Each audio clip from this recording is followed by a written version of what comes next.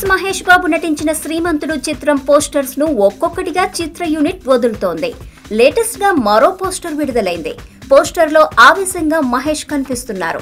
కొరటాల శివ దర్శకత్వంలో తెరకెక్కిన ఈ చిత్రం ఆగస్టు 7న విడుదల కానుంది. అనగనగా ఓ కోటీశ్వరుడు, ఆయనకు ఓ కొడుకు. బిజినెస్ మ్యాన్ అవుతాడనుకుంటే ఊరెళ్లి అక్కడ జనం రుణం తీర్చుకుంటానంటాడు. ఇక అక్కడి నుంచి హీరో గారికి తిప్పలు మొదలవుతాయి. అంతా ఎక్కడో విన్నట్లే ఉంది కదా. ఇదే శ్రీమంతుడు ట్రైలర్ లోనూ కనిపించింది. కానీ కొత్తగా ఉంది, ఫ్రెష్ ఫీల్ తీసుకొచ్చింది. మహేష్ అయితే క్యూట్ లుక్స్ తో చంపేశాడు. మాస్ డైలాగ్స్ తో వెర్రెక్కించాడు.